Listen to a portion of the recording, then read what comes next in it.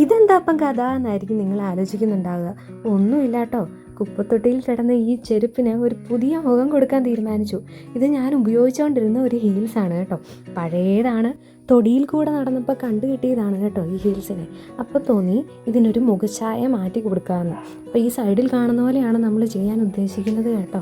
ഒരു black and white ഒരു കോമ്പിനേഷനിൽ ഒരു പാർട്ടി വെയർ ഹീൽസ് ആക്കാൻ പോവുകയാണ്. അതിനാദ്യം തന്നെ ചെയ്യേണ്ടത് അതിൻ്റെ ആ ഒരു വൃത്തികേടായിട്ടുണ്ടായിരുന്ന ഭാഗമൊക്കെ റിമൂവ് ചെയ്യുക. എന്നിട്ട് നമ്മൾ ചെയ്യാൻ പോകുന്നത് വെൽവെറ്റിൻ്റെ ഒരു ബേസ് കൊടുക്കുക എന്നുള്ളതാണ്. Black colour വെൽവെറ്റാണ്. വെൽവെറ്റ് ആകുമ്പോൾ കാലിൽ ഇടാനും ഒരു സുഖം കാണും. അതിന് മീറ്ററിന് 200 രൂപയാണ് കേട്ടോ. നമുക്കൊരു കാലോ വല്ലതും മേടിച്ചാൽ മതി.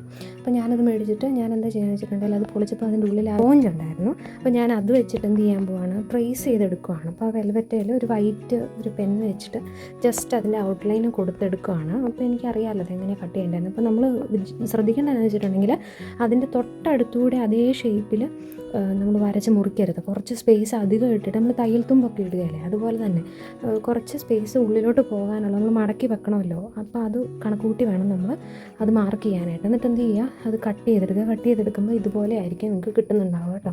അപ്പോൾ ഇനി ചെയ്യേണ്ടത്, ഞാൻ ആ സ്പോഞ്ച് ഉപയോഗിച്ചിട്ടില്ല, പകരം അതിൻ്റെ ഉള്ളിലത്തെ ആ ഒരു കട്ടിയുള്ള പാർട്ടുണ്ടല്ലോ, അപ്പോൾ അതേലോട്ട് ഇത് നമ്മളിങ്ങനെ സ്റ്റിക്ക് ചെയ്യാൻ പോവുകയാണ്. നമ്മൾ വെട്ടിയെടുത്ത പീസുണ്ടല്ലോ അത് ഒട്ടിക്കാൻ പോവുകയാണ്. നമ്മളിത് ഈ തുണിയൊക്കെ ഒട്ടിക്കാനായിട്ട്, അല്ലെങ്കിൽ തുണിയിൽ ബീഡ്സൊക്കെ ഒട്ടിക്കാനായിട്ട് നമുക്ക് കിട്ടുന്ന ഒരു ഗമ്മാണ് ഞാൻ ഉപയോഗിക്കുന്നത്. അപ്പോൾ അത് വെച്ചിട്ട് ഇത് ക്ലോത്ത് ആയതുകൊണ്ട് ഈസി ആയിട്ട് പൊക്കോളൂ അത്തേലോട്ട്.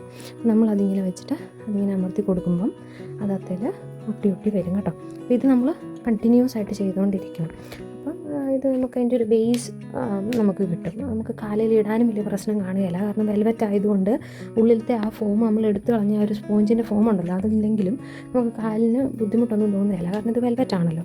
അപ്പോൾ അത് ഉദ്ദേശിച്ചാണ് നമ്മൾ ഇത് എടുത്തേക്കുന്നത്. പിന്നെ ഇതിൻ്റെ ഒരു കളർ മാറ്റി ബ്ലാക്ക് ആക്കാമെന്നുള്ള ഉദ്ദേശത്തിലാണ് ബ്ലാക്ക് വെൽവെറ്റ് എടുത്തത്. നമുക്ക് ഇഷ്ടമുള്ള കളറിലോട്ട് മാറ്റാം കേട്ടോ, നമ്മുടെ ഡ്രസ്സിൻ്റെ കളറിനനുസരിച്ചോ നമുക്ക് എന്തെങ്കിലും നമുക്കൊരു ഫംഗ്ഷൻ ഉണ്ട് അപ്പോൾ അതിൻ്റെ ഔട്ട്ഫിറ്റിനനുസരിച്ചോ ഒക്കെ നമുക്ക് മാറ്റിയെടുക്കാം. അപ്പോൾ നമ്മളിത് ഒട്ടിച്ചിട്ട് നമ്മൾ ഈ മിച്ചം വിട്ടിരുന്ന ആ സ്പേസ് ഉണ്ടല്ലോ, നമ്മൾ ആ തുണിയിൽ തയ്യൽ തുമ്പ് പോലെ നമ്മൾ വെട്ടിയെടുക്കണം എന്ന് പറഞ്ഞില്ലേ, അപ്പോൾ അതിന് നമ്മൾ ഇതുപോലത്തെ ഓരോ കട്ടുകൾ ഇട്ട് കൊടുത്തിട്ട് വേണം ഒട്ടിക്കാനായിട്ട്. അപ്പോൾ ചുറ്റും കട്ടുകൾ ഇട്ട് കഴിഞ്ഞാൽ നന്നായിട്ട് നമുക്ക് മടക്കി ഒട്ടിക്കാനായിട്ട് പറ്റും. അപ്പോൾ ഇതുപോലെ നമ്മൾ അയഞ്ഞു പോകാതെ വലിച്ച് പിടിച്ചിട്ട് വേണം ഗമ്മ് തേച്ച് ഒട്ടിക്കാനായിട്ട്. ഇല്ലെങ്കിൽ മുകൾ വശം കാണുന്ന വശം എന്ത് ചെയ്യും, ചുളുങ്ങിപ്പോവും. അതുകൊണ്ട് എന്ത് ചെയ്യുക, ഗമ്മ് തേച്ചിട്ട് നല്ലപോലെ വലിച്ചിട്ട് വേണം അതിനെ സ്റ്റിക്ക് ചെയ്യാനായിട്ട്. അപ്പോൾ ഞാൻ അങ്ങനെ സ്റ്റിക്ക് ചെയ്യുകയാണ്. അപ്പോൾ ഇത് കണ്ടില്ലേ, അതുപോലെ എന്നിട്ട് എന്തെങ്കിലും ഒന്ന് വെച്ചിട്ടൊന്ന് പ്രസ് ചെയ്ത് കൊടുത്താൽ മതി. ഇനി അങ്ങനെ പ്രസ് ചെയ്തില്ലെങ്കിൽ തന്നെ അത് ഒട്ടും, അത് ക്ലോത്ത് ആയതുകൊണ്ട് ആ ഗമ്മ് നല്ല സ്ട്രോങ് ആണ്, അതുകൊണ്ട് ഒട്ടിക്കോളും. അപ്പോൾ എന്ത് ചെയ്യുക, അതുപോലെ ചുറ്റും നമ്മൾ ഒട്ടിച്ചെടുക്കുക. ഒട്ടിച്ച് കഴിയുമ്പം ഇതുപോലെ ആയിരിക്കും ഉണ്ടാവുക. അതിൻ്റെ ബേസ് നമുക്ക് റെഡി ആയിട്ടുണ്ട്. അതിൻ്റെ അടിവശം നോക്കണ്ട കേട്ടോ. അപ്പം ഞാനത് ഹീലേ വെച്ച് നോക്കുകയാണ്. അപ്പം വെച്ച് നോക്കി കഴിഞ്ഞപ്പോൾ കുഴപ്പമൊന്നുമില്ല, ഇങ്ങനെയായിരിക്കും ഉണ്ടാവുക. അപ്പോൾ ഇനി നമ്മൾ ചെയ്യാൻ പോകുന്നത് അതിൻ്റെ ഫ്രണ്ടിലത്തെ ഒരു കവറിങ് കൊടുക്കണമല്ലോ. അപ്പോൾ ആ കവറിങ് കൊടുക്കാനായിട്ട് ഞാൻ ഇതുപോലത്തെ ലേസ് കടയിൽ നിന്ന് മേടിച്ചിട്ടുണ്ട്. അപ്പം അത് കട്ട് ചെയ്തിട്ട്, ഇത് പഴയൊരു ചപ്പലിൻ്റെ ഒരു ട്രാൻസ്പെറൻ്റ് ഒരു പോർഷനാണ്. അപ്പോൾ ഞാനത് എടുത്ത് വെച്ചിരുന്നതാണ്. ഇത് തന്നെ വേണമെന്നൊന്നുമില്ല.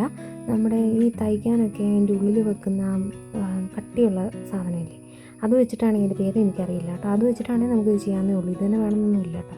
അപ്പോൾ ഞാൻ എന്ത് ചെയ്യുക, ഇതുള്ളത് കൊണ്ട് ഇത് ഒട്ടിച്ച് കൊടുത്തിട്ട് അതേലോട്ട് ഈ പറയുന്ന നമ്മൾ മേടിച്ച് വെച്ചിരിക്കുന്ന ലേസും കൂടെ എന്ത് ചെയ്യുകയാണ്, ബീഡ്സൊക്കെ ഉള്ള ലേസാണ്, നല്ല ഭംഗിയുണ്ട്.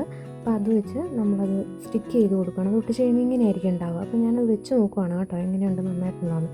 ഇനി ചെയ്യാൻ പോകുന്നത്, നമ്മുടെ ഈ ബേസ് ആ ഹീലയിലോട്ട് നല്ലപോലെ ഗമ്മ് വെച്ചിട്ട് നന്നായിട്ട് പ്രസ് ചെയ്ത് ഒട്ടിക്കണം.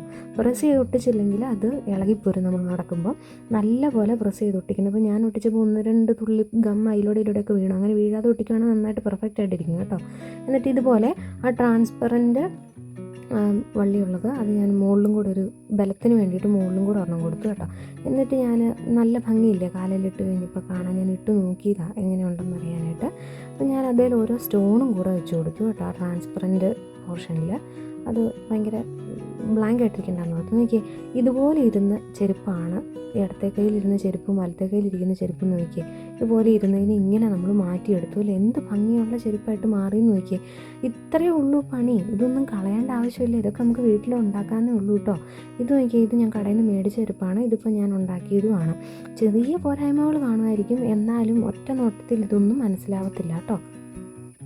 അപ്പോൾ പറഞ്ഞു വന്ന കഥയുടെ സാരാംശം എന്താണെന്ന് വെച്ച് കഴിഞ്ഞാൽ നമ്മൾ വലിച്ചെറിയുന്ന ഓരോ സാധനത്തിനും ചിലപ്പം മൂല്യം കാണും കേട്ടോ.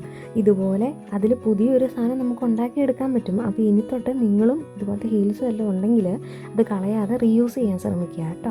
അപ്പോൾ നല്ല ഭംഗിയില്ലേ കാണാനായിട്ട്. എല്ലാവരും കണ്ട് നല്ലപോലെ ഇഷ്ടപ്പെട്ടു എന്ന് വിശ്വസിക്കുന്നു. Thank you for watching the video. Thank you. ഇഷ്ടപ്പെട്ടെങ്കിൽ സബ്സ്ക്രൈബ് ചെയ്യുക. ഇതുപോലെ ഇൻട്രസ്റ്റ് ഉള്ള ആൾക്കാർക്ക് ഷെയർ ചെയ്തും കൊടുക്കുക. Thank you. See you again.